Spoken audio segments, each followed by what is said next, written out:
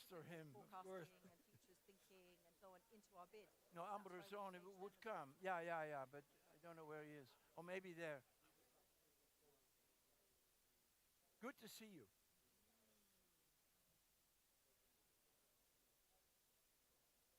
Guarda, good. Piacere.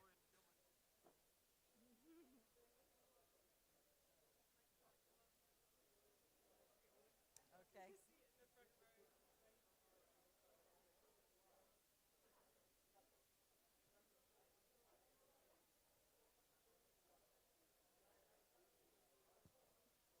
See, okay.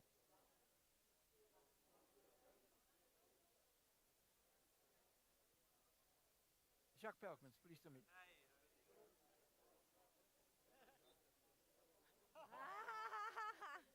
But not all the time. Let's go.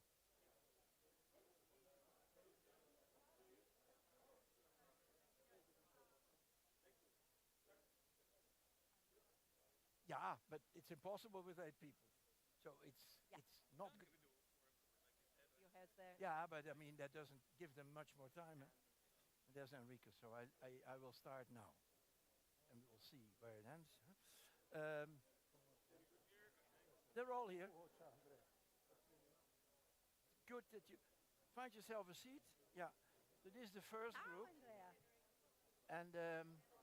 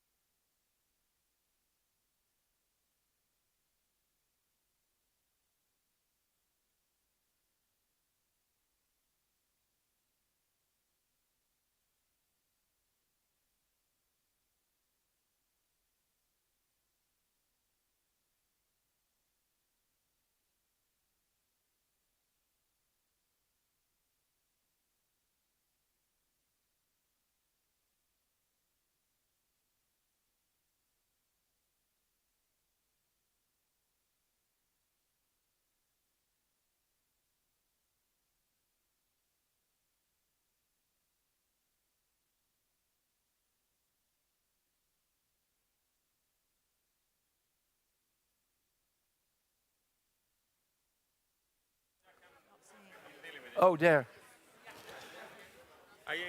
Give me 30 seconds and let the people. Hey, Okay. Because actually we can take Watch, them, watch, because then we'll swap Anthony. them. We swap Watch. them. Yeah, because they come off the stage, so then they can.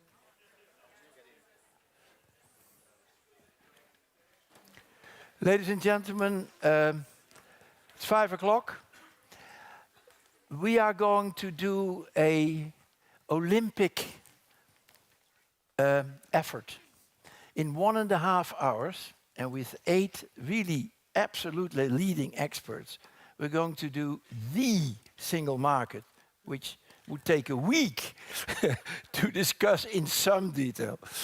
So I hope you forgive that we cannot bring that off.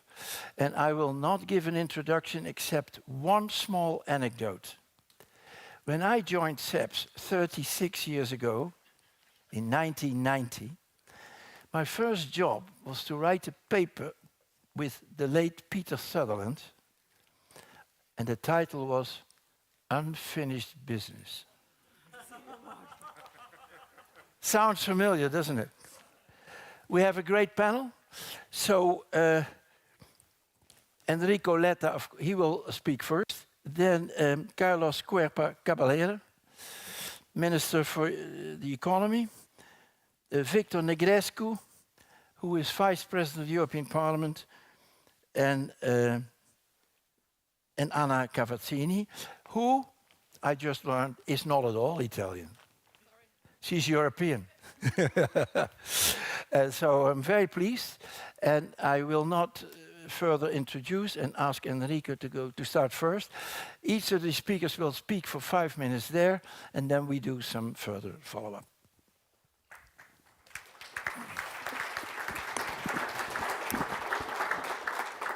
Thank you, Jacques. I will try to take my 5 minutes giving you one message, and the message is we have a unique opportunity that started with the retreat that the European leaders had in Aldenbiesen some 2 weeks ago. This unique opportunity we can take or we can waste, but it is really a unique opportunity. I saw there, I was invited, so I can tell you that what I saw commitment from the leaders to move from reports to facts, to implementation and to concrete implementation. Of course, the next European Council will be crucial and very important to try to be concrete, and I'm very pleased to be here with this distinguished panel and with this audience, because I'm sure that it will be very important if a big boost comes from here to finish the business, as Jacques just said. But my message is the following one. In the meeting in Aldenbiesen, I decided to ask the leaders to try to move, I would say, one step ahead, and to say that unfinished business is not a mobilizing project. I never saw anyone mobilizing on leftovers. Now, leftovers. Huh? And the single market is absolutely fundamental if we are able to mobilize energies and to get energies with missions related to daily life of the people. So we have to launch the new Erasmus, the new Airbus, what is related to daily life. This is why I presented this matrix to the leaders, and this matrix has one fundamental point for me, that is the package. And to say, we had, Jacques, the common market, then the common market became the single market. Now we have to move from the single market to one market. And having this project, One Europe, One Market in mind, in our minds, is the only possibility also to react in an effective way to Trump and to what is happening. It's the only way to say our future is One Europe, One Market, so a truly integrated European economy.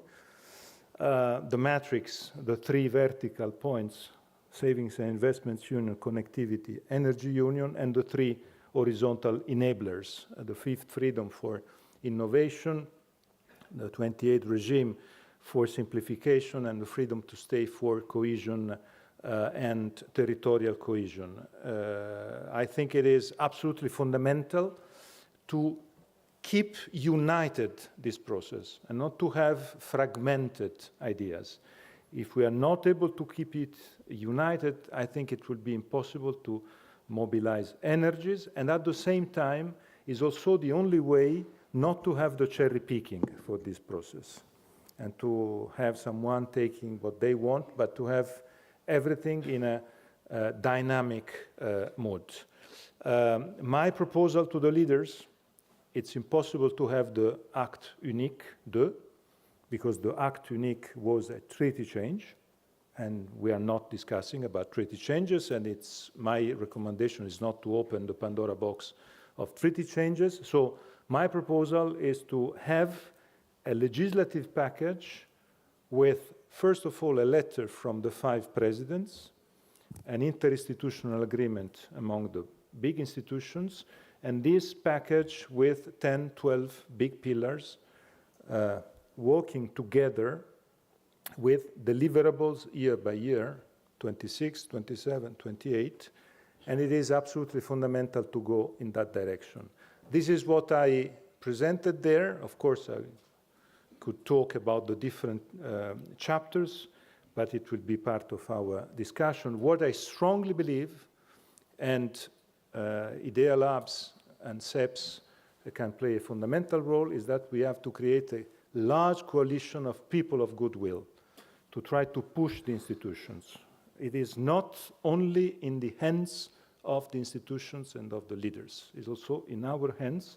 We have to be vocal, we have to push. What I saw was a goodwill from the leaders in Aldenbiesen. Now we have to push, we have to move, and I strongly hope that the window of interest that we had in Brussels on these topics in the last 4 weeks won't be cancelled by the new wars and by the new missiles and the new crisis that we're having, because it is absolutely fundamental to be focused on these topics. Is the only way to relaunch Europe, is the only way is to go in that direction. Thank you very much.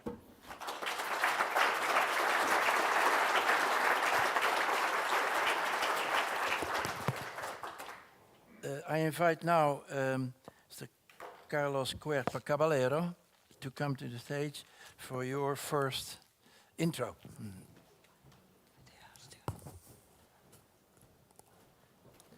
Well, thank you very much, and thanks for the invitation. It's always a pleasure to talk after my dear friend Enrico. And, you know, listening to you, one can only be hopeful about what we can achieve also around the single market. And as you said at the recent leaders retreat, we had a clear understanding that there is a call to action from leaders, and we have to respond to that call to action. Because for some time we've had a clear view of the recommendations that we've been having on different grounds and coming from the different reports, including, of course, yours and Mario Draghi's one, and the key assets that we need to embrace. But we were somehow lacking this element of political action that came after this epiphany moment of January around the Greenland crisis. And somehow now we're putting the focus on the key discussions ahead and adding one important element that you did not mention, but you're pushing for it in the discussion, is a date. So we need to embrace those discussions with a key date on the deliverable that we have to embrace. For example, the completion of the single market by 2028 is a clear example of this.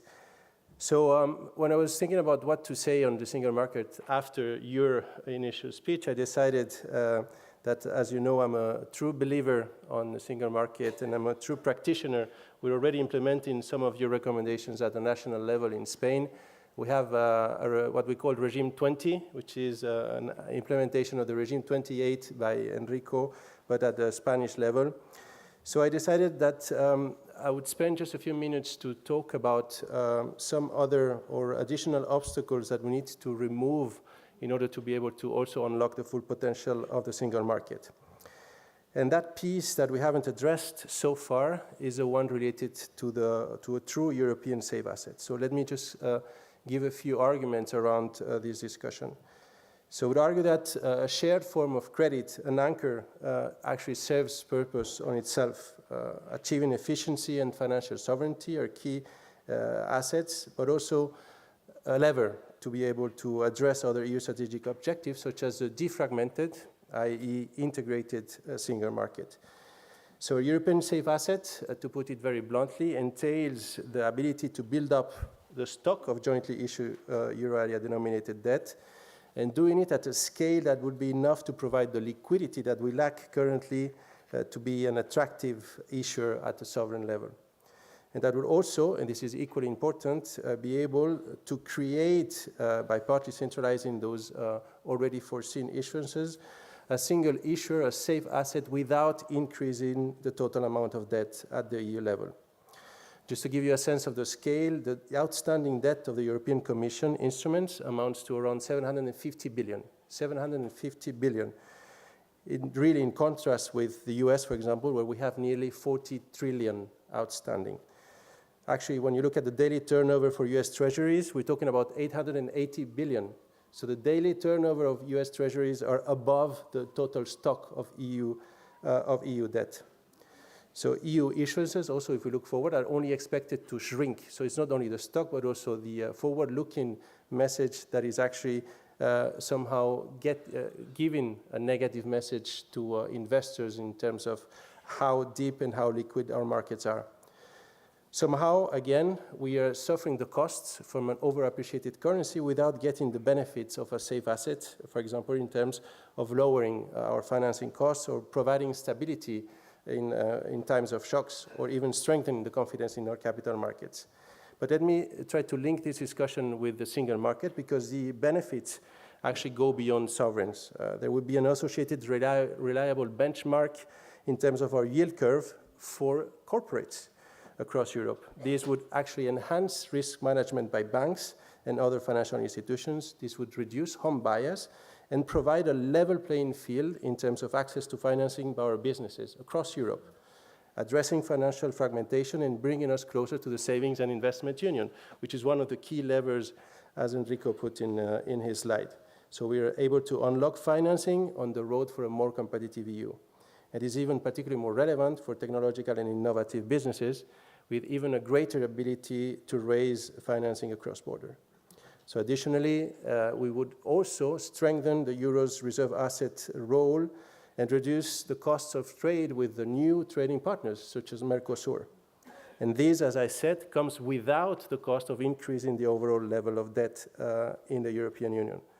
And as you know, there are different designs around how we could achieve this increased efficiency without increasing the level of debt. Some of them are backward-looking, like the one by Blanchard and Ubide. Others actually might look forward, thinking about how the Commission could issue a share of sovereign debt on behalf of member states on a yearly basis, actually a share that could be compliant with fiscal rules, so positive incentive towards, again, being fiscally compliant, and that would help us genuinely build the necessary scale.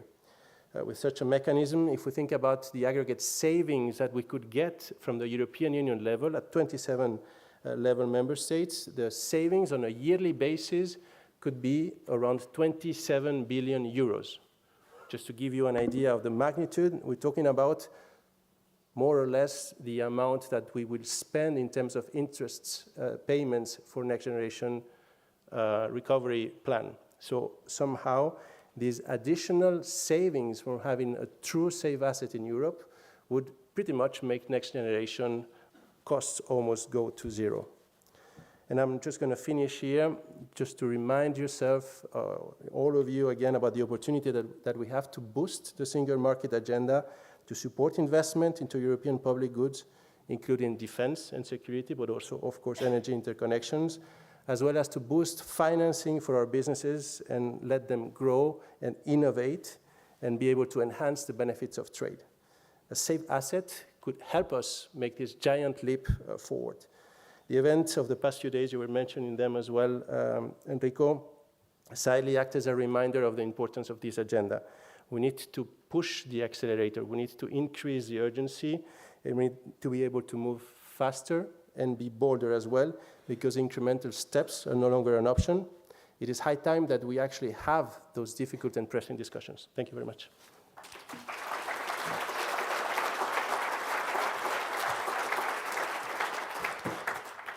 Thank you, Minister Cuerpo. By the way, if you walk out of this hall to the right, there's a small table where intereconomics is displayed. That is a bi-monthly journal where CEPS has also been linked to for decades. And in that issue, there is an article by Roel Beetsma from the University of Amsterdam and a colleague who go in great detail into all the options that Minister Cuerpo has mentioned and some others on a safe asset. And so if you want more peace to read this again, and it's a really strong piece, I feel. So I recommend that. The third speaker is on my left now, Mr. Victor Negrescu, Vice President of the European Parliament, and you have the floor.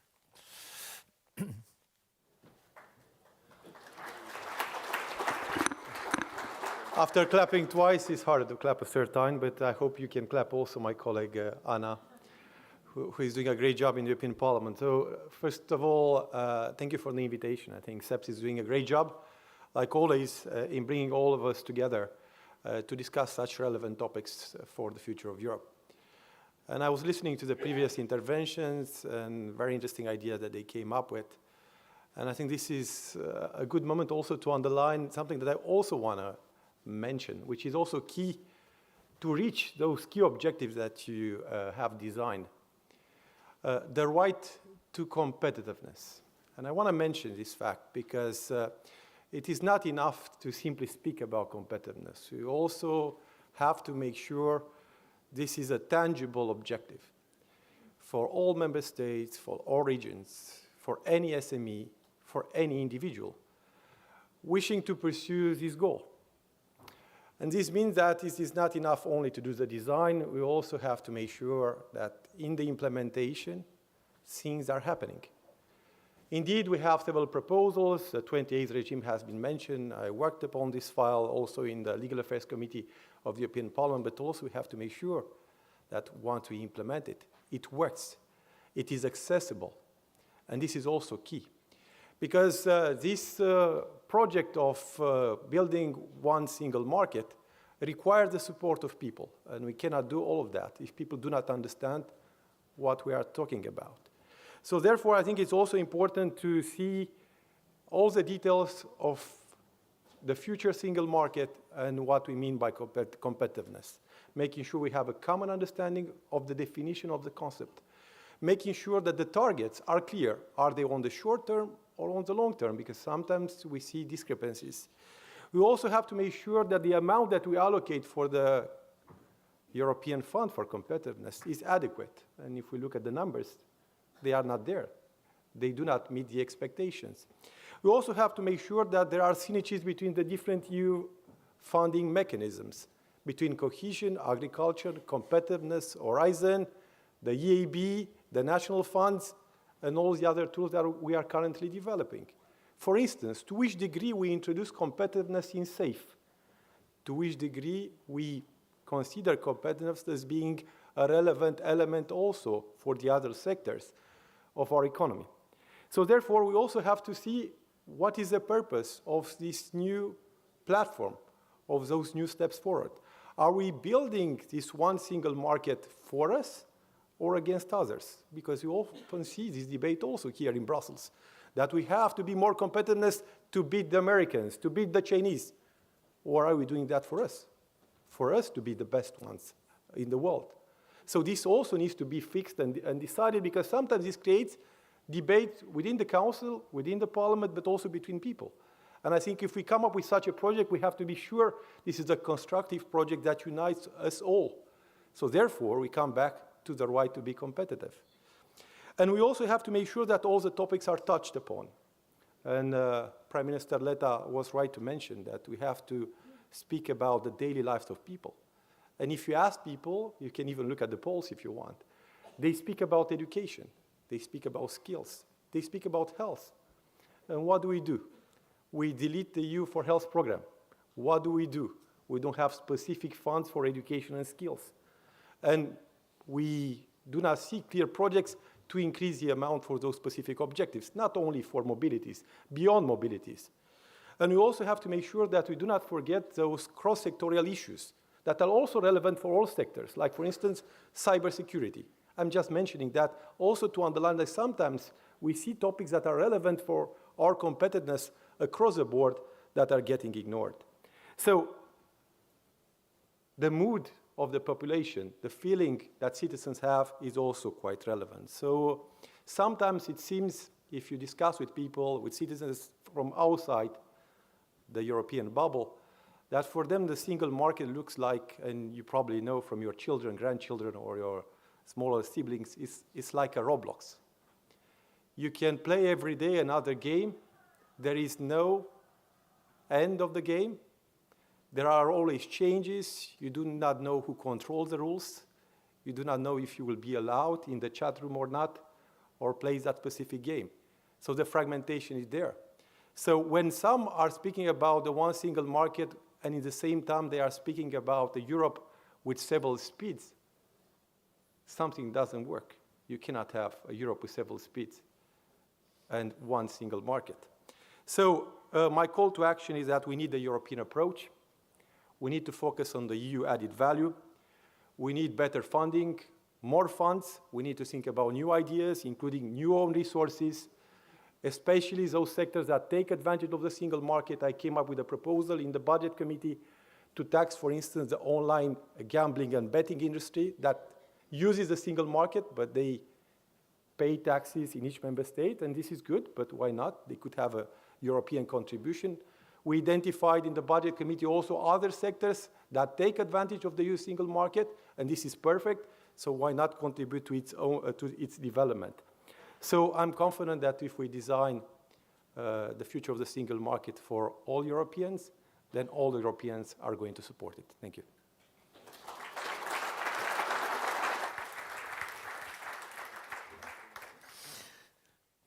Thank you very much, Mr. Negrescu. And finally, Anna Cavazzini. It's a great pleasure to have you here. Anna is in the IMCO, the Internal Market Committee of the European Parliament, but she is particularly on the single market, and that what is often the business of this committee. So we're all experts, but she is the super expert. You have the floor.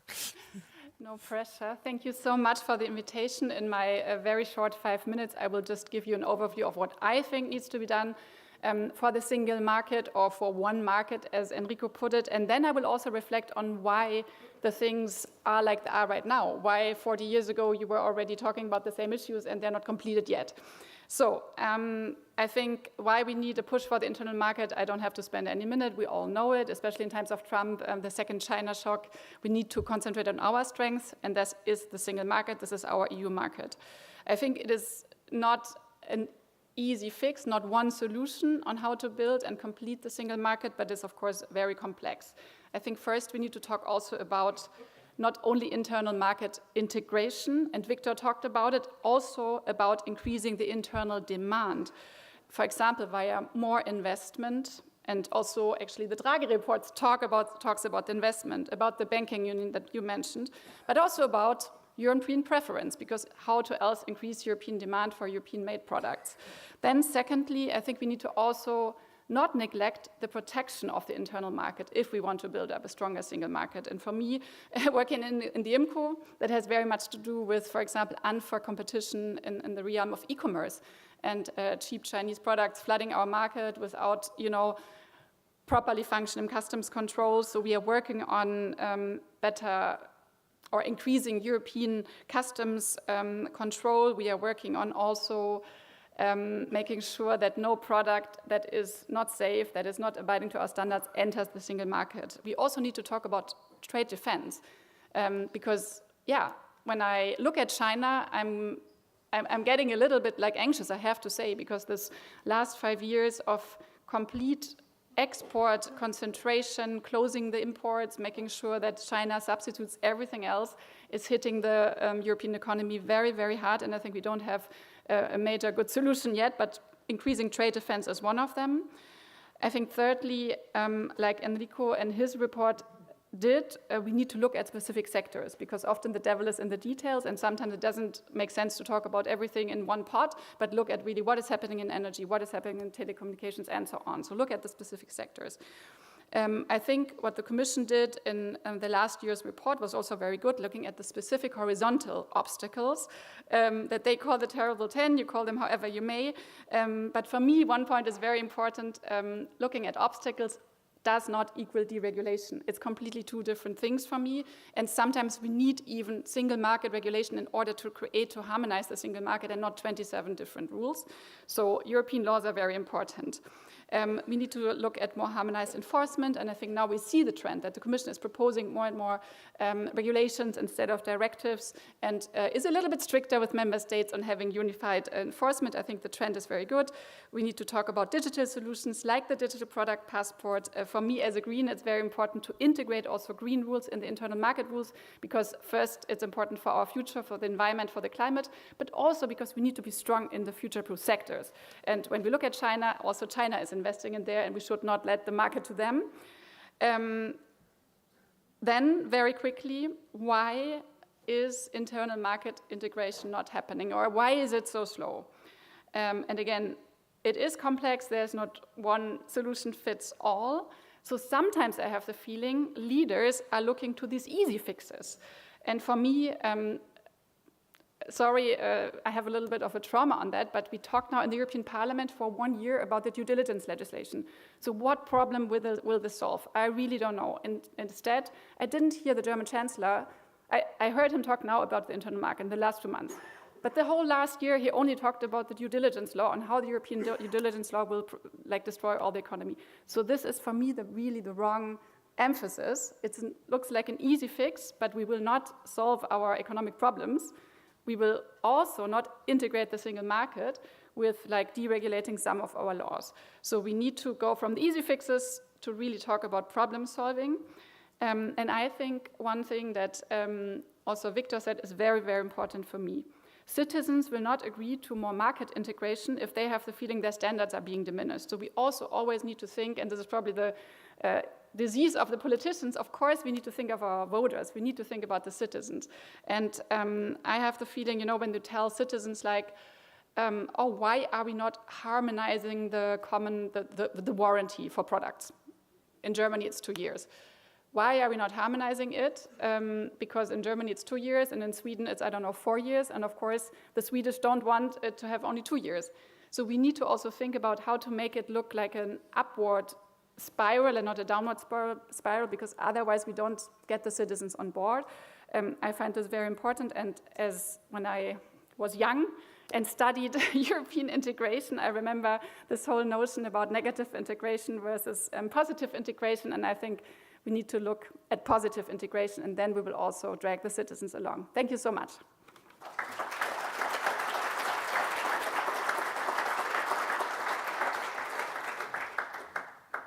So what we do now is we have 4 shots. And so I first want to ask amongst the panel members whether they have remarks or questions amongst the 4 of you. Is there anything you want to elaborate, or maybe you want to have a slightly divergent opinion, or you want to even be more emphatic on something? And Enrico, please go ahead.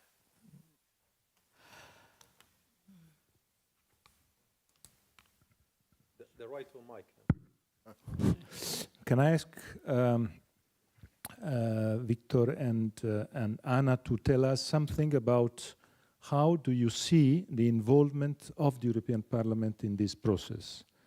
Because I see there a great room and a great opportunity for the European Parliament to be protagonist in this exercise. The possibility to have the European Parliament pushing for an interinstitutional agreement and not just waiting for the initiative of the Commission or the Council, trying to raise the level of this political engagement and not having just a list of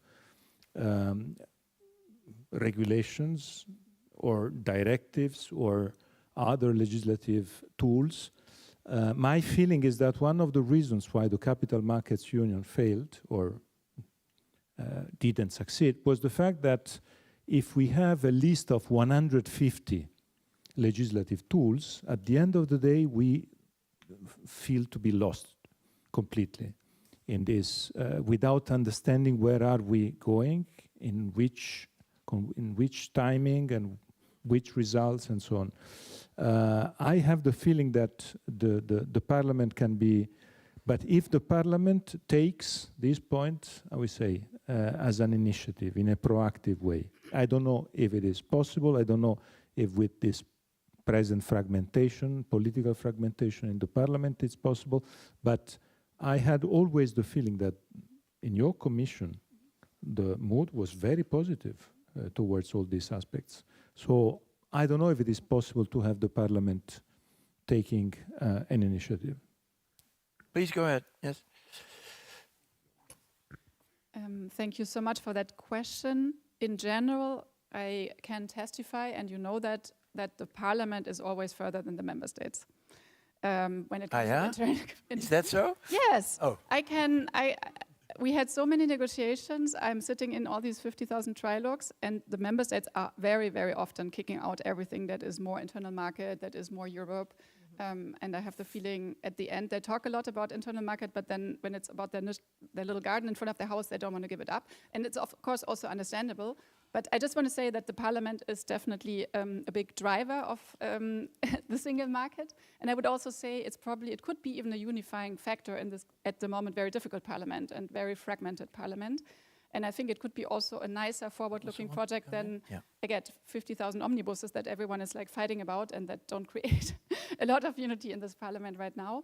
And on a very concrete level, and then of course I want to hand on to Victor, I have the feeling at the moment everything is a little bit still vague and up in the air. I had the Commission last week in my committee and asked about the roadmap and what exactly it means and how to exactly involve the Parliament, and they basically had no answers.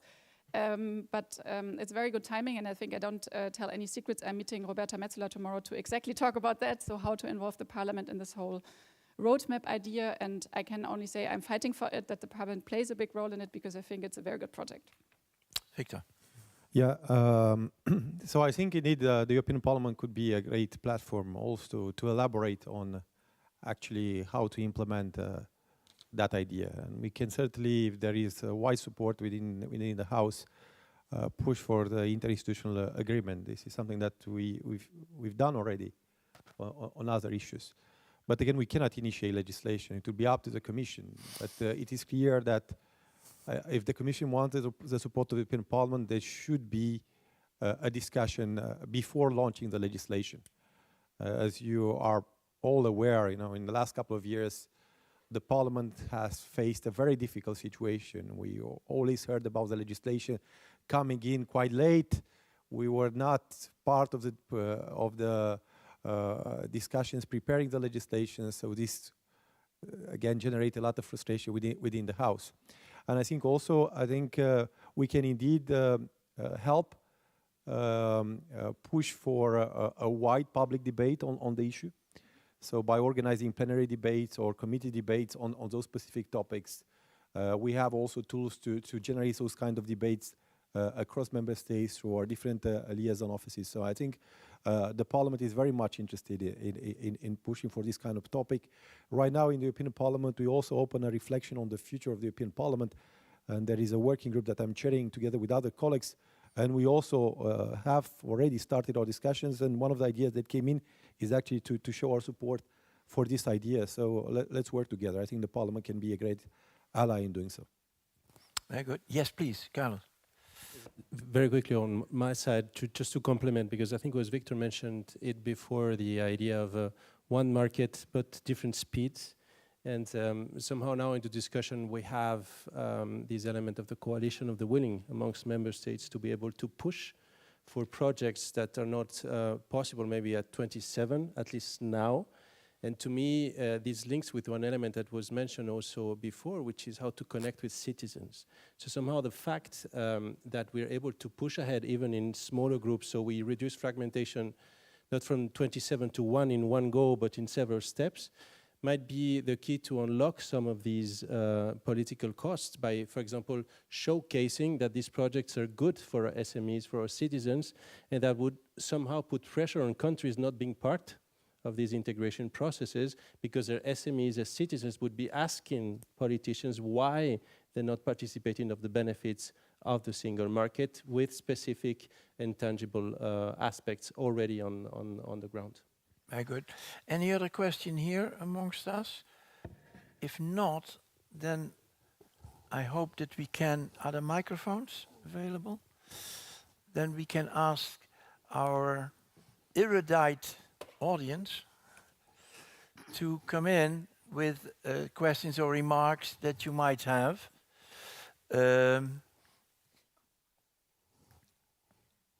And if there is not much interest, I have some questions of my own.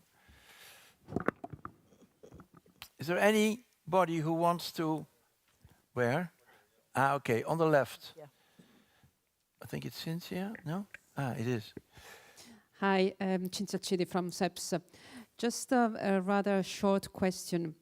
Can you give us some more insights or explanation on how the European preference or buying European could work, and how does it link to the single market developments?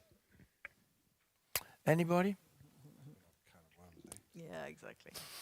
You see, no protagonists or protectionists. Everybody is super liberal here. Anna. No, I mean, we will, I guess, see the Commission proposal on Wednesday if it's not postponed again. But we will, of course, not only have the Industry Accelerator Act, but also the revision of the public procurement directives, as you know.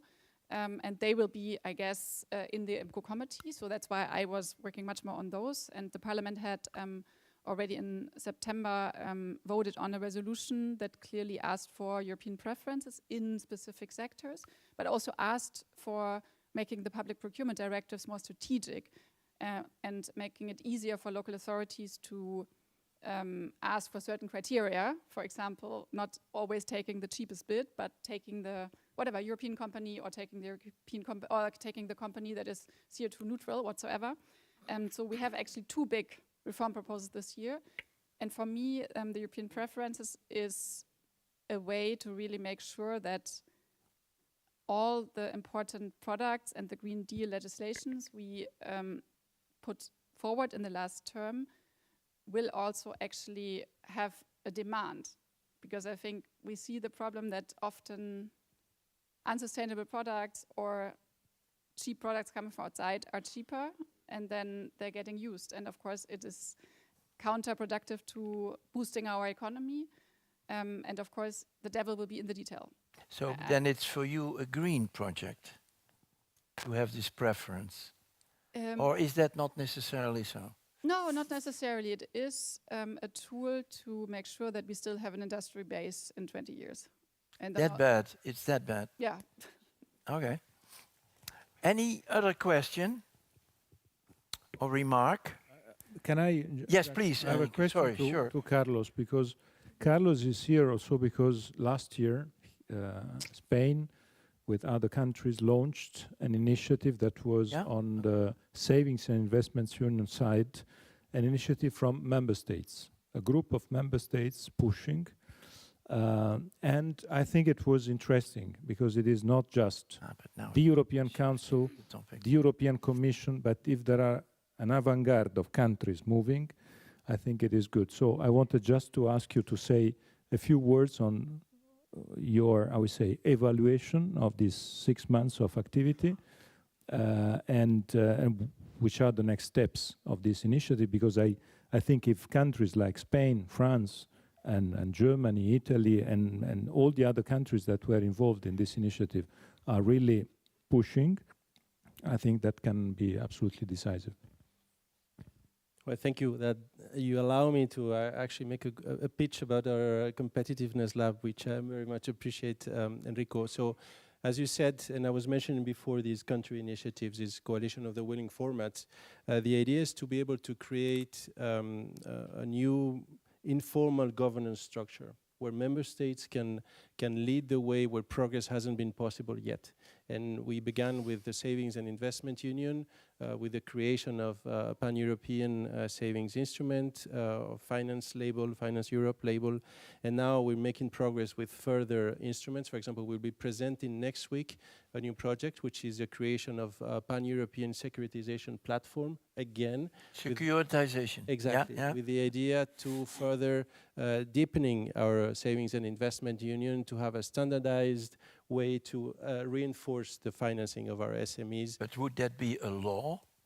No, that's a joint, without the need to undergo a fully fledged change in the legislation, even at the European level. It can be at the domestic level, but on the basis of a common agreement between these countries, and always, and this is important, in coordination with the Commission. So we're very much in contact here with the European Commission, Commissioner, with Maria Luisa Albuquerque, to be able to complement whatever is coming top-down with these bottom-up initiatives, so as to make the most out of it. And the beauty of these format, aside from the fact that we already will be putting it in the traditional channel, like the Eurogroup, for example, from next month onward, is that you can put in all sorts of projects. For example, we were thinking of another one looking ahead, which would be harmonization of SME ratings across Europe.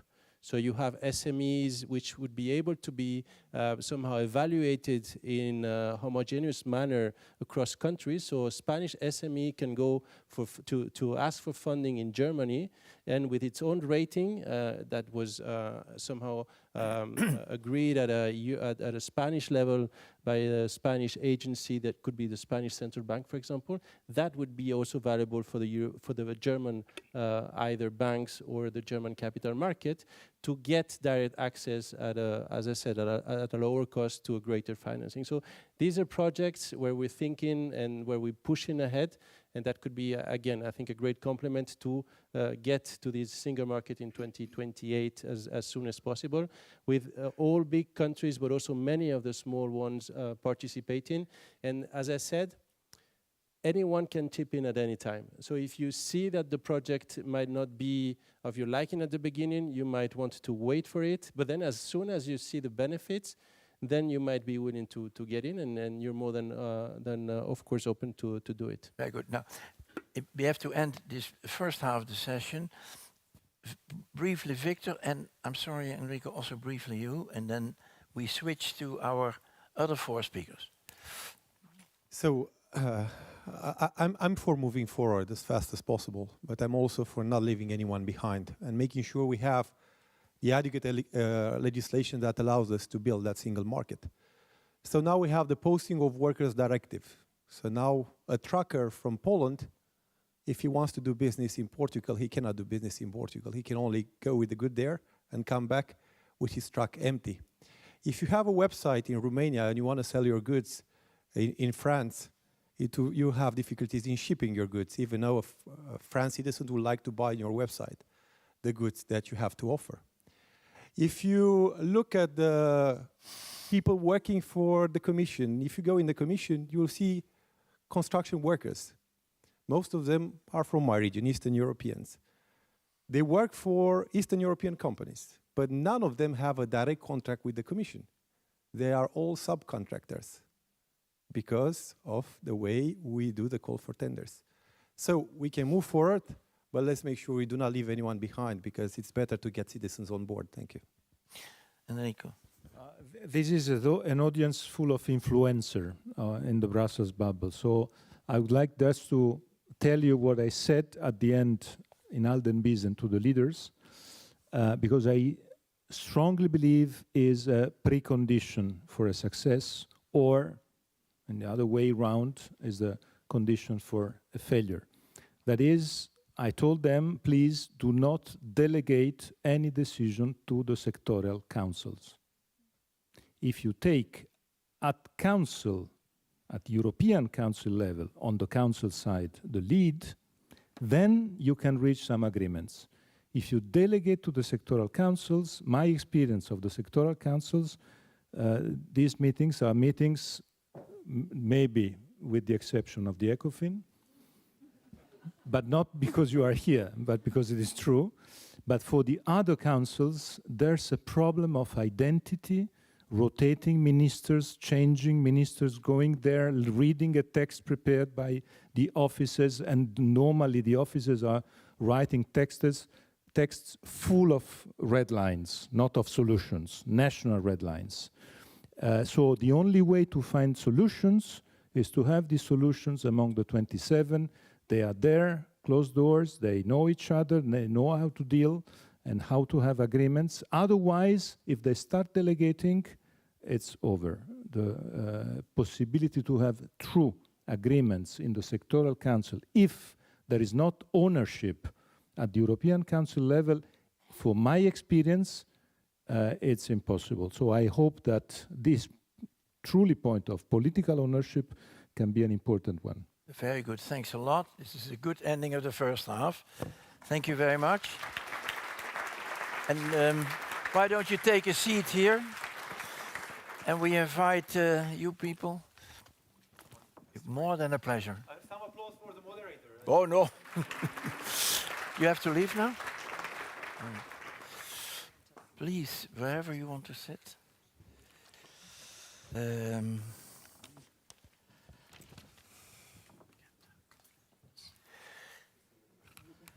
So, ladies and gentlemen, we have another very powerful quartet. The only difference is they don't have formal political positions, although some of them had, but nowadays not. So they are even more free to think and express. And we will have short introductions from each one of them, and the order will be first Heather Grabbe from Bruegel, then Anne Mettler. Yeah, you have been moving around so much, but the European Innovation Council, everybody wants her. The European Innovation Council is probably the most well-known, but even that I'm not sure about. Then the ERT, Anthony Groos-Calves, and I'm very pleased the ERT is there. And then Christo Lettonen, who all the way from Finland, and he has very original stuff. So what I would like to do is ask each one of you to come in on the topic that we have corresponded on before or talked about before, and so that I will speak as little as possible and that the floor is really yours. So first, Heather. So thank you very much. Well, it's always traditional in this town to start with a quotation from Jacques Delors. So the one I give you is, "On ne devient pas amoureux du marché unique." I do. Nobody ever fell in love with the single market. I do. But this room is the exception, right? We really are in love with the single market, and with good reason, because this is what has powered prosperity now since 1992, and yet not enough. So many of the things we've been talking about today are things where Bruegel has been doing more in-depth research. For example, we like the idea of the 28th regime very much, although we like to call it the 0th regime. Because if it's the 28th regime, it's quite hard for Ukraine or Montenegro or anybody else to join as the 28th member state. They automatically become the 28th regime. But definitely for startups and for innovation, this is very much needed.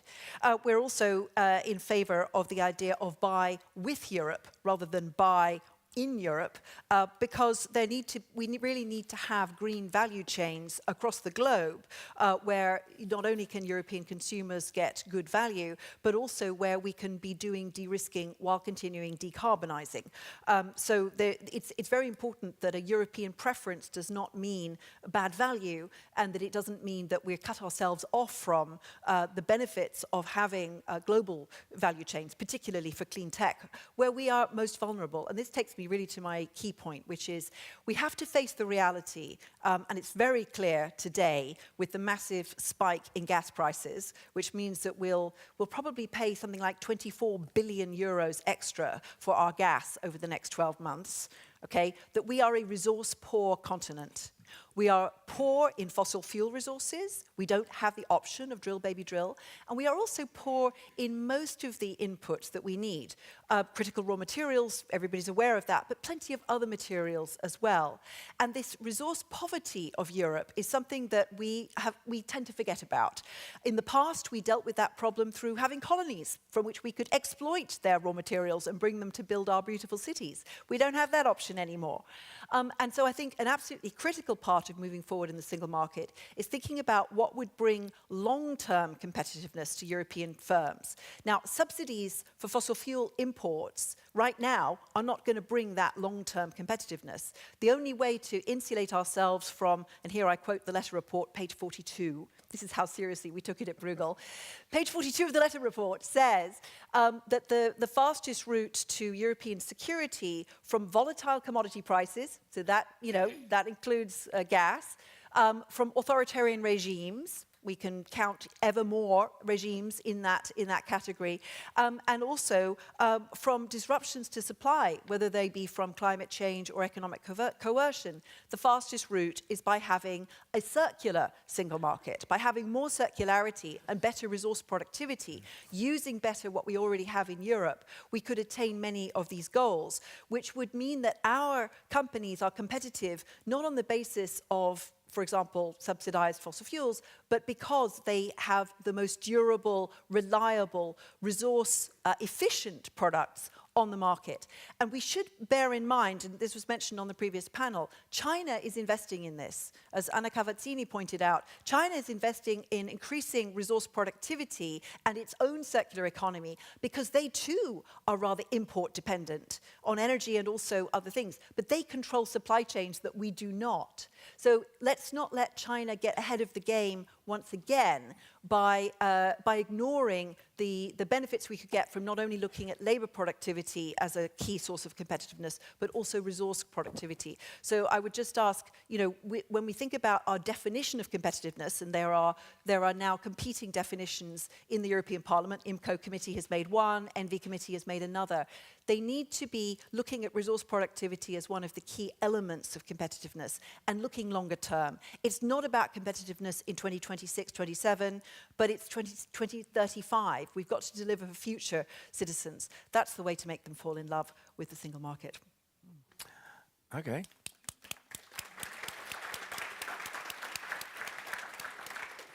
Before I shift to Anne, a colleague of mine and I, we have done some work on EU-China in 2021-22, then it was published. And there's a whole chapter on the hopeless resource inefficiency in China. It's so shocking that you can't believe we look good there. We look better than the US as well. Our economy is much more efficient than the US. Yeah, but China is really dreadful. But China and is how quick working they on it catch up, fast. I don't know, because I haven't done the last 5 years. They've got a lot of technology to do this but now. yeah, when they want, they will probably do it. But so far, they have taken it on the cheap. Yeah, really very much. So, Anne, would you come in? Yes, of course. Also because this is actually a perfect segue, because I just worked almost 6 years on helping European companies scale in this so-called single market in clean tech. And this was proved absolutely impossible despite Green Deal and all these noble ambitions that we had. So I learned quite a bit along the way, including that competitiveness is, of course, an outcome. It's not a policy. So if we're not competitive today, it is really because we've had policies that didn't work. And this is why, for me, in discussions like these, it's very important not just to look forward, but to look back, because I think we made a lot of mistakes, and this single market hasn't delivered for many years. We get completely bent out of shape over tariffs from the United States, and rightly so, but of course we have internal tariffs on ourselves. According to the IMF, in services, it's around 110%. Yeah, but that's and in wrong. goods, it's still... That's analytically wrong. No, this is not wrong. The service market in Europe does not function, and I can tell you, I have worked with actual companies on trying to scale in Europe, and the problem they faced was not lack of innovation or technology leadership. It was a single market that simply doesn't work, and this is one criticism that I also have about the discussion to date. We talk a lot about citizens, we don't talk about companies, and a single market that doesn't function for companies can't work. It's as simple as that. So looking back, let me say that I think we haven't only made mistakes with the single market, but we've also made significant mistakes when it came to competition policy, state aid policy, trade policy. I'll explain why in a minute. And here it's very important to see not just what didn't happen in Europe, but what happened outside of Europe. So in the past decades, I would say that really a new generation of very sizable, systemic global companies have emerged. And these firms have been able to scale very quickly in large, integrated home markets. And at the same time, we haven't understood that the power of the sovereign, so the power of governments, increasingly depends on the technological leadership and economic might that these companies possess. So consider the United States without Alphabet, Amazon, Meta, Microsoft, NVIDIA, Tesla, or OpenAI. Or China without Alibaba, Tencent, ByteDance, CATL, BYD, Huawei, Xiaomi, Shein, Temu, and DeepSeek. Except for Microsoft, all of these companies are under 50 years old.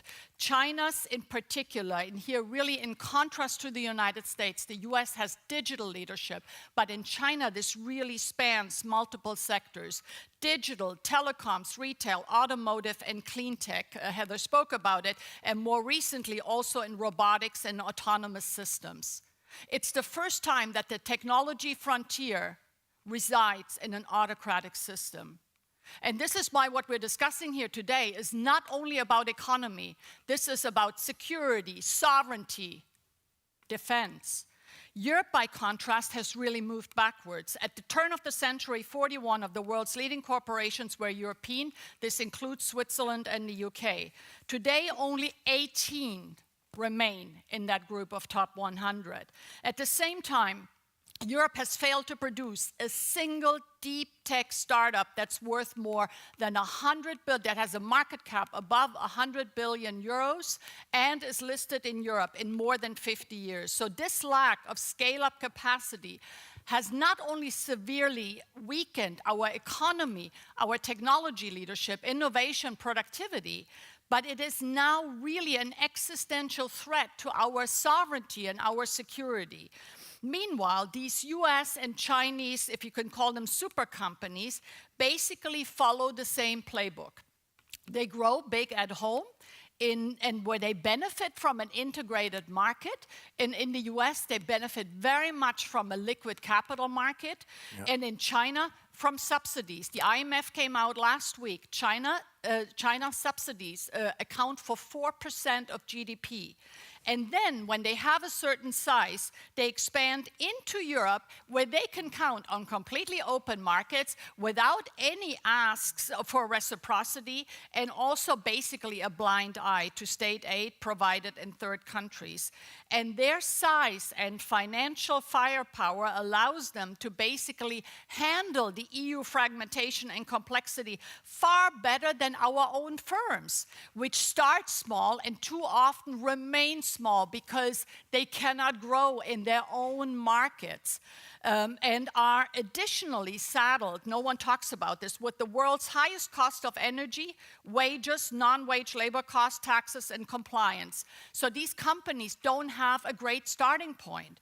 And the conclusion is clear: continuing with open markets without trade defense, without IRA-style fiscal incentives, and without local content made in Europe requirements to ensure there's sufficient demand. No one here talks about demand. This is what helps companies scale. Will only accelerate Europe's decline and deepen our dependencies, which are already significant. So the point, if I leave you with one point, it is really that a lot of what is now in the pipeline, what was said, the coalition of the willing, we need these. We need EU Inc., right? One single registration at European level. We also need the EU Scale-Up Fund, which will now finally allow companies to scale in their home markets. But I am very troubled that in the Industrial Accelerator Act that comes out this week, that apparently there is no local content requirements. I can tell you, I have worked with clean tech companies. They will not be able to scale in this market unless there is local content requirement, because there is just not enough demand signal for these technologies to scale. So if I leave you with one message here today, the single market is no longer just an economic project. This is integral to our security, sovereignty, and defense. So please, let's talk about it with the speed and the urgency that this issue requires. Thank you. Thanks, Anne.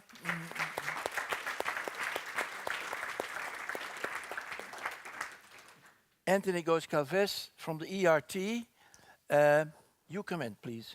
Yeah, thank you. Well, I want to thank Anne for, in a sense, doing a bit of the dirty work, because you know, when you're looking at it from the perspective of big companies, a lot of the elements that she has brought forward, I think are, of course, the things that I would have said, and I won't repeat. What I'm going to do is pick up on some of the things that I heard our four speakers say at the outset. Epiphany on Greenland, unique window of opportunity, defense and security. And one thing that struck me a little bit when you then got into the conversation a bit was you were starting to look at it a little bit from within, like we look at Europe from within. And here I agree with Anne that we have to have the capacity to look within. What do our citizens care about within? They care about standards, certainly. But I think a lot of our citizens right now are pretty scared. I am. I've got 3 kids. I've had a good life. I'm looking around at the moment, it's a bit dodgy. Now, what is the thing that most human beings worry about most? That Maslow's pyramid. They worry about survival. Now, I'm going to posit that the narrative that you should connect the single market and competitiveness with is that survival. And you did it, but I would like to do it more strongly, and I don't feel that in the discussions at the highest level at the EU, the competitiveness and defense and security discussions really are like this. Yes. People often say that battles are won by the military and wars are won by industry. And I think these are things that we have to think about as well in terms of what we face today. If you want peace, you prepare for war. Now, if you want competitiveness and single market, in a sense, I think the defense and security narrative gives us a real opportunity. Why? Because I think citizens get it. I've seen opinion polls around Europe, and a lot of people, they're no mugs. And they also, I think, know that individual nation states don't stand much of a chance to defend themselves if things get quite serious. So I think one of the things that we need is real honesty at national level, and I'm not saying that's easy, because a little bit it sounds like, you know, a turkey voting for Christmas. But there is a situation that we're in right now which is existential. And I'm not saying that just from the perspective of deindustrialization, which I would say, Heather, is a really important measure of competitiveness, or lack of.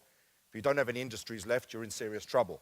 If your industries are staying, and we're good on defense. We always have been as Europeans. We've been bloody good at making war. That's the reason why we set this thing up in Brussels, not to do it anymore. The thing is that we now have to flip a switch, and we actually have to change that narrative into being capable of defending, not attacking. We're not looking to attack anyone, but do we want to defend? And in order to do that, you really have to sort yourselves out. Now, on that sort of happy note, I'm now going to go in very quickly into some of the things that I would suggest, building on what Enrico said about the nuts and bolts. I personally, although one may differ in terms of, you know, the perception of deregulation and simplification, I'm really happy to hear a head of government say CSRD. It's not below them. Sorry, Enrico, I'm not saying it was below you. It's just that was the sort of thing that you sent down into working groups at the bottom of the council. Because one thing you can do is send it sectorally, and the other one you can do is send it to the vault, the working group. Was it the dreaded working group that Vance or Besant said? Nothing happens in the working groups until the people up top decide. So when heads of government are talking about things, whether it's the need to simplify and not deregulate, simplify, because couldn't agree more about the need to regulate certain things. 28th regime has to be a regulation. Whatever Carlos can do there has to be a regulation. No directive, no point. Yes. Well, obviously, McGrath starts the game. How do we get to the end game? The end game has to be by 2028. Take a leaf out of what the OECD did on closing down tax havens. Everybody is up to no good in Europe, okay? Let's be honest. Everybody's burying their treasure from their neighbors, hiding it, making it difficult to access, etc. And I will be honest, some of that comes from industries, looking for a little bit of protection here and there, looking for a cushy number here and there. Meanwhile, there's a lot going on at a global level. We see it very clearly because the companies in ERT are very, very big companies, but they have local ecosystems. We have the most successful export-led growth model ever. Oh my God, shit. Suddenly export-led growth is not in vogue anymore. 20 years ago, export-led growth was 30%. GDP, European GDP depended on exports for 30% of its GDP. Now it's up to 51. The US in the same period of time, last 20 years, 26 to 28. So we need to grow the single market in order to reconvert. So that doesn't mean we're not going to export anymore, but we have to rebalance very, very seriously. I think in Council, it's really important that we agree that a deal is going to have to be done by everybody because everybody's been up to no good. That means everybody's got to put their stuff on the table. Every member state needs to do a Peter Venik type operation like the Dutch did, but which is, what do I do for Europe? What does Spain do for Europe? Not el que no llora no mama. Oh, let's get more from the common agricultural policy. Let's get more from this. We know the narratives, okay? Brussels is all about what do we get out of it. And then they're under a lot of pressure. They come out and there are 25 media around them saying, did you win? Did you defend our interest? The problem is we're looking at the wrong enemy. Still, 70 years later, did you get a good deal relative to the French or whatever it was? My God, look at what's going on in the world now. Look at where we are now. We're our best friends. I think Mark Carney's looking over super jealous, going, oh my God, if only I had the EU to sort of, get all of that together. So we've got an incredible opportunity to do that, and what each country can do, and then we're going to have to put it all together. The Sherpa idea that Séjourné had is a very good one. They need to be empowered, and then the heads of government are going to have to come together and trade all at the same time. I really liked Carlos's point regarding making linkages with the other unions. So capital markets union is fundamental because I want more companies into the ERT. The youngest ERT company is 42 years old. ASML, not bad, bloody good, but 42, not 10, not 15, and said it. Mistral AI, we want them staying here. Helsing, we want them staying here. So that is a super important element. We've got 28th regime that can be a part of that story as well. And the final point, if you want competitiveness, you need cheap energy. How do you get cheap energy? That's the member states as well. We know. That's interconnection. It took a blackout for interconnection to double between Spain and France, from 3 to 6. It should be 15 to going to 20. So this is work that we know that the member states really need to buckle down and do, because energy union will drop the prices, and we are all in favor of that. Every single company in ERT, we will knock on the door of every single head of government and say the same thing. Doesn't matter what nationality the CEO is or what theoretical headquarter the company is. It's in our gift, and that's called energy union, and we really have to do that. And we have the money now with defense to be able to invest big time in infrastructure on grid and electrification. Thank you.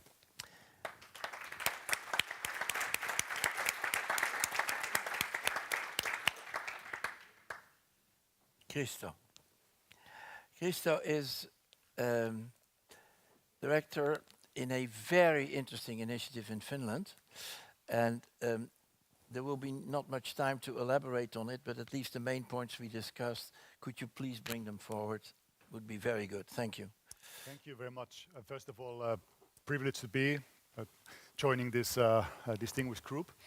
And I think when Andrea Renda asked me to join the panel, it was to share the Finnish experience, and I will try to do that very concisely, highlighting the problem with the single market that we see based on the Finnish experience, as well as the solution, or one part of the solution that we see based on the Finnish experience.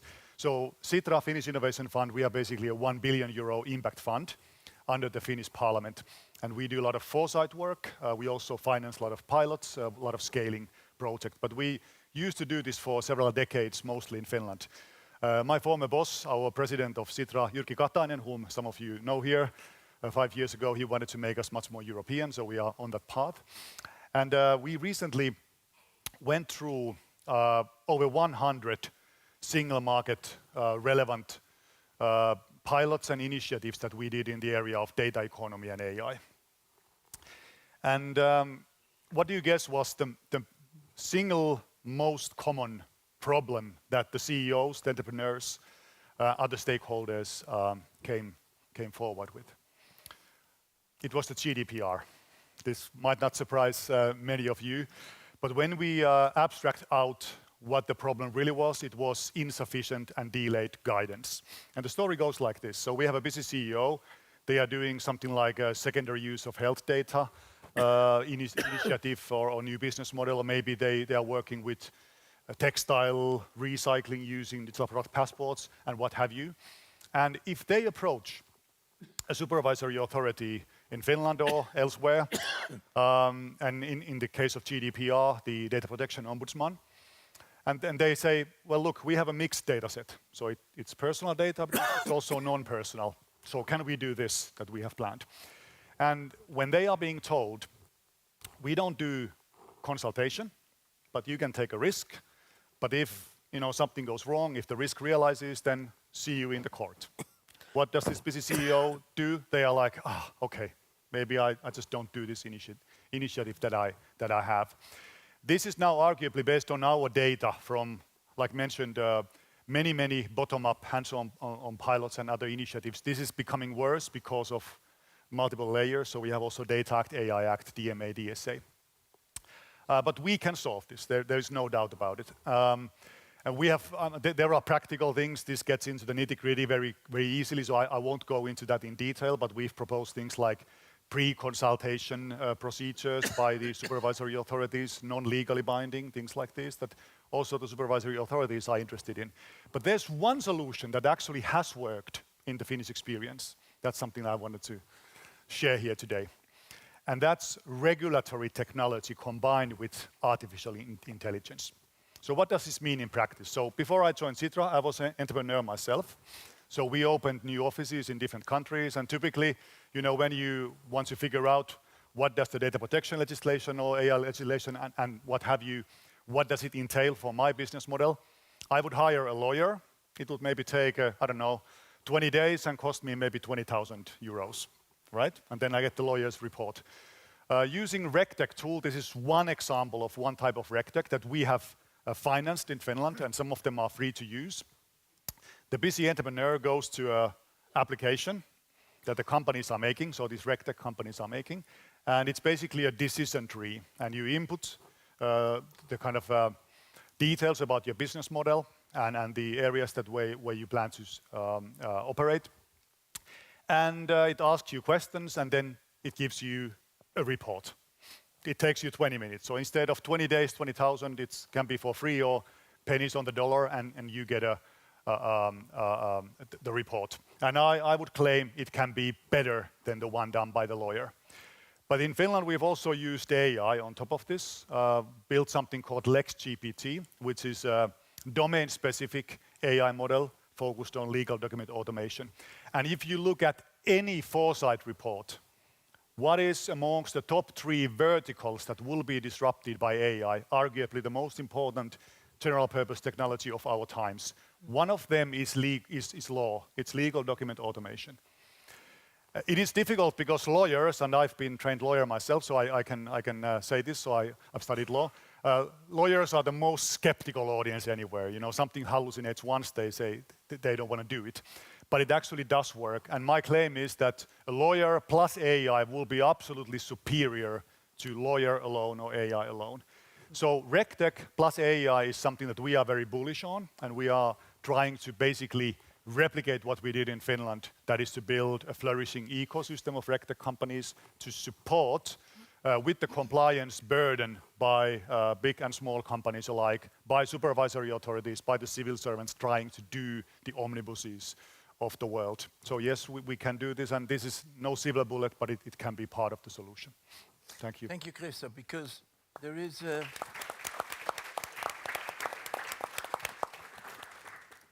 this incredible avoidance of many people of the think tank plus community of compliance.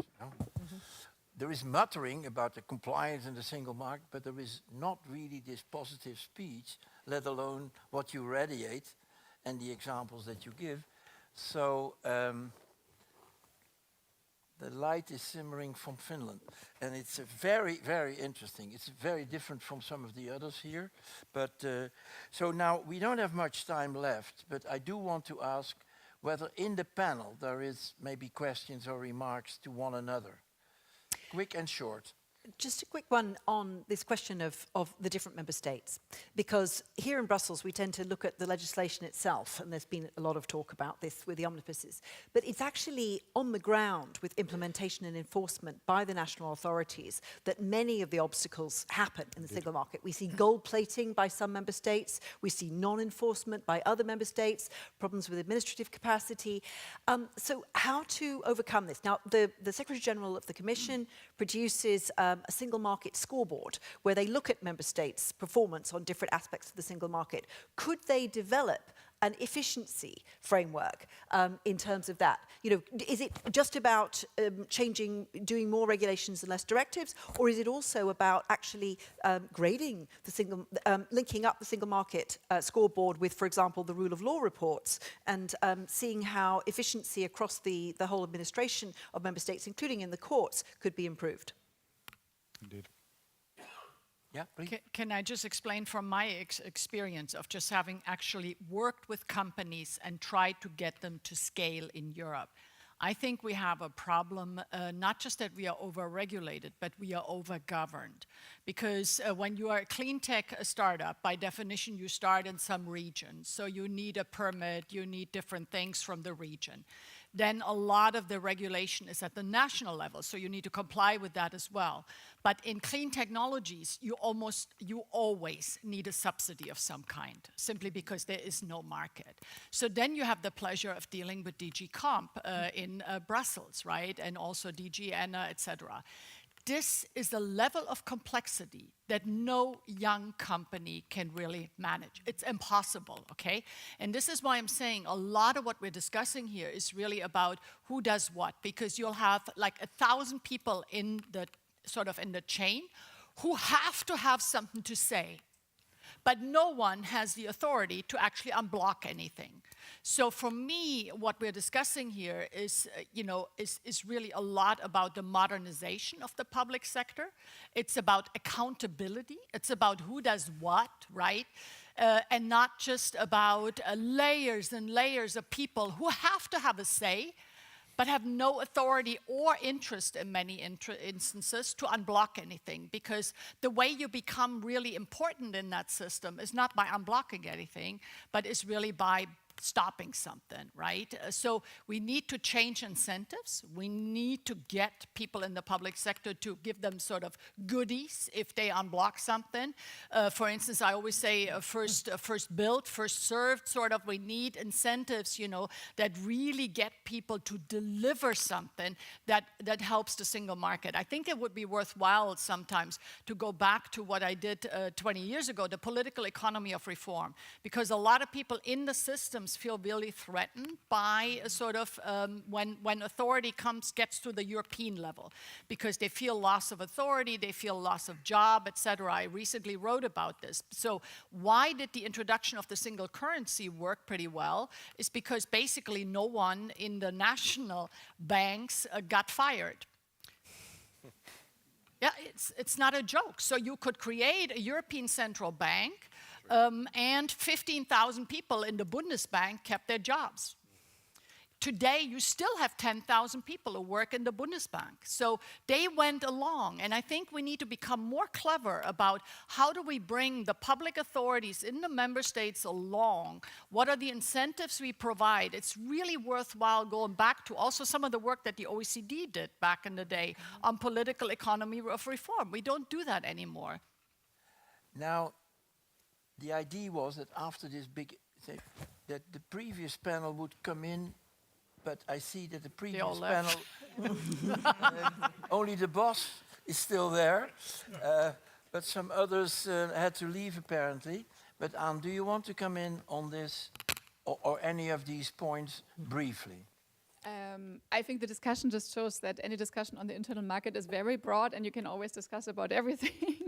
But I just want to say that I liked especially your sentence on competitiveness also means resource productivity, because it's definitely one thing that is neglected in all the discussions we are having now on productivity. And then, yeah, I could comment on all of you, but probably the audience wants to also come in. Pick one thing. I just could not agree with you more on the demand side, but I have to disagree. I mentioned it, so it's not that no one talked about it. Yeah, okay. Very good. So, is there anybody in the audience? Because this panel is still complete. There is one. Anna. Anybody more? You have the monopoly. What a lovely position to have. My name is Anna Krzyżanowska. I'm the advisor to Startups and Scale-Up Task Force at the European Commission. And I would like to thank you for this interesting discussion. There's one point, however, that you do not touch upon, and that is information asymmetries, and especially the fact that these information asymmetries create huge costs. And I think you brought part of the solution by using AI, by using what the big American platforms did. They simplified our travel with TripAdvisor. Amazon is simplifying the life of retailers by allowing them to by allowing customers to find, compare, and access what they need. The problem that I see is that we are, again, refragmenting that. We have a finished solution. We have the EIC with its business acceleration services. We have a lot of elements, but they still remain sector-specific, country-specific. They do not really get the wealth of the single market, even in cyberspace, while American companies are doing it. You do not have a TripAdvisor for Germany and a TripAdvisor for France. You have TripAdvisor. So my question is, if we take inspiration from Professor Letta and that we need European projects that are going to get us all excited, maybe one of the things to build would be to build an information market where companies can find their partners and the resources to grow and scale. That's interesting, but I think some of that does exist. Is there? Oh, one more. Only one more, yeah. Because I think some of that does exist. But anyway, let's first ask the lady. My name is Marisa Borsboom, and my question, also from being a lawyer but a European citizen, is that while other big influences in the world have real clear frameworks of governance, isn't it also the big issue that the F word is not able to be said, that we are in incomplete marriage? We are not a federation, we are not the United States of Europe, and no matter how much we talk, we are not in a final framework. It's like we are a marriage that never happened. Until that happens, nothing is going to happen. Yeah. I'm partly with you, but also in the United States there are fights like this. Huh? It's not that simple. In federations, there's often a lot of tension.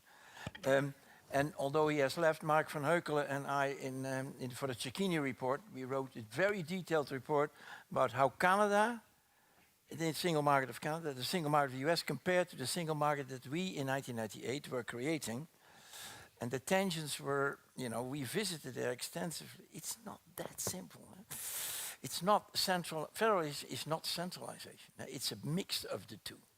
And there's always Jacques, this tension. can I pick up on that quickly? Can I pick up on that quickly? Yes, please.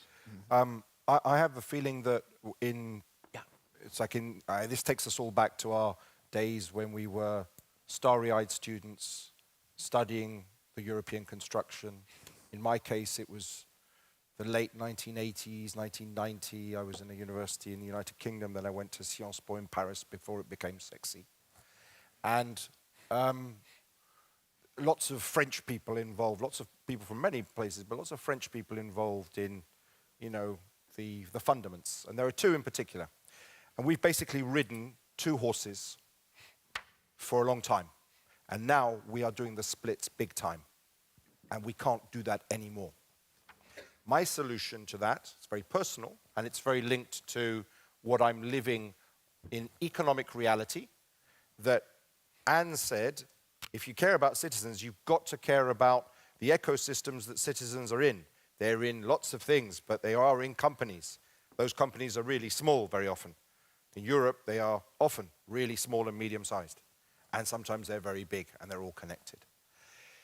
We have to go full Jean Monnet within the European Union. And personally, I think we have to take quite a big leaf out of Charles de Gaulle vis-à-vis the rest of the world. I might not have said that at another point in time in history.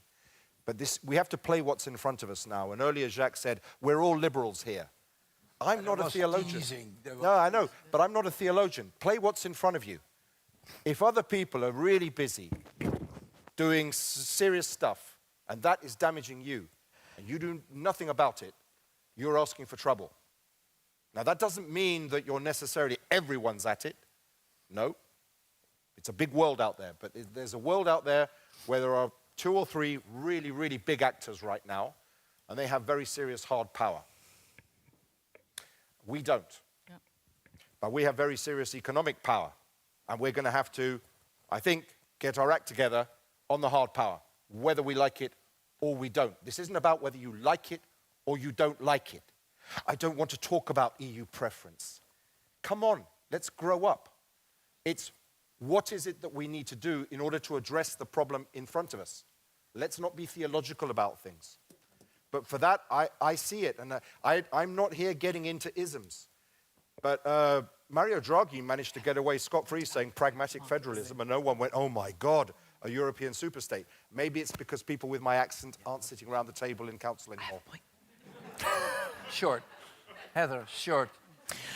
Just briefly, we haven't mentioned at all in the panel a very important point made earlier about the safe asset and the benefits of the European safe asset, because it's true, you know, as the Commission official just told us, that companies face information asymmetries, but many startups and scale-ups in Europe fail also because of lack of access to finance.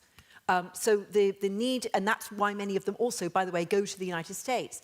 Now, there is an additional reason we haven't mentioned this afternoon to go full scale on Savings and Investment Union. It's for all the reasons that companies need and so on, but it's also because US capital markets may become significantly less attractive than they were in the past, as the dollar and US treasuries look like less attractive safe assets than they used to, thanks to what this administration is doing. We may see a further rush towards the euro. We may see the euro being used much more as a reserve currency. This is an extraordinary opportunity at this moment in history to develop not only a savings and investment union because of the capital needs here in Europe, but also because that may well attract a lot of capital from elsewhere in the world, as there is flight from the United States. So why don't we think about that as an opportunity which doesn't require, in my view, a new political construction for the EU. We will never, you're waiting for Godot, I think, in terms of waiting for a federation. But there's a great deal that we could do already for our capital markets at this point in time, which would bring us all kinds of security and which would bring more capital into Europe. Heather, just before I go to Crystal, isn't it true that there are a number of hidden forces blocking the emergence of this European capital market? Of course, there are rents. And would they not stick their neck out and try to Call them out? And they have done for several decades. Call them out. Yeah, well...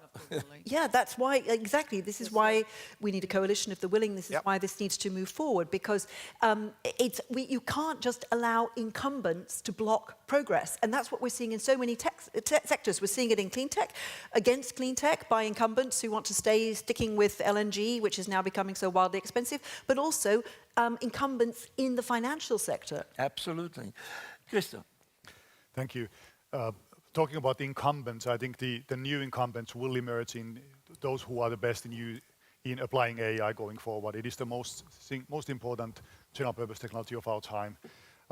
And I wanted to thank for the question about the information asymmetry. If we are talking about the compliance cost from legislation, because it's hard to know what laws apply, that is an area where definitely AI will help down the line. Mark my words, in a couple of years we will be able to, with natural language, prompt what laws apply. Not just go and do a search in EULEX, but to actually get a real answer. This is a very clear disruption. We see it many places in US where they've already done these fine-tuned LLMs specialized on law.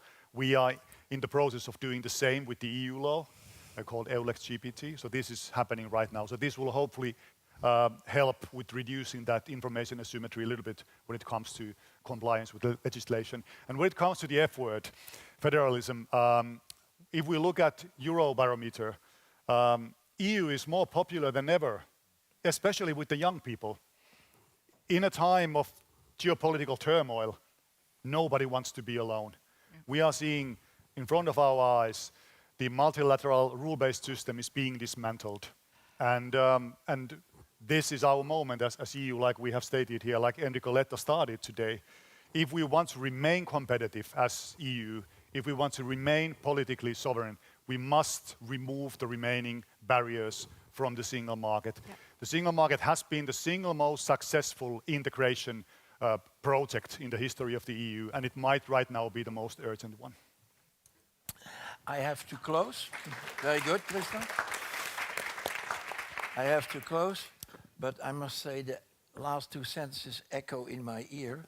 The single market has been the most successful, this, that, and the other. I started out 1.5 hours ago by the unfinished business, which was very clearly recognized in the hall. So it's a very, very difficult struggle, and I understand some of the eagerness or even anger sometimes in these fora, and I myself also often in these fora.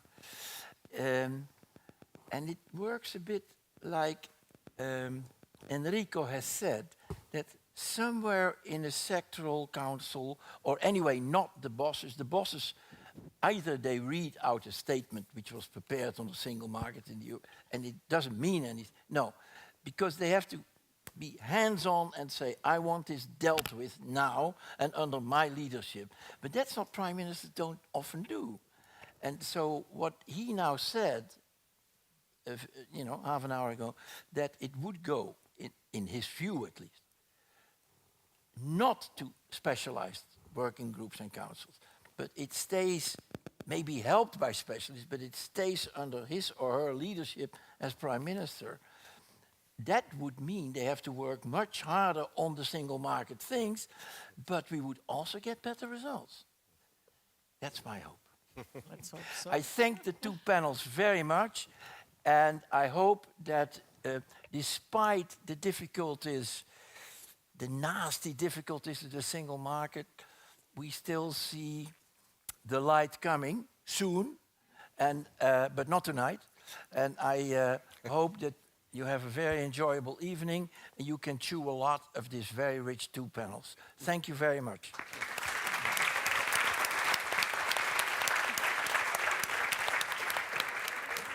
And please don't leave, don't leave. Well, you can, of course.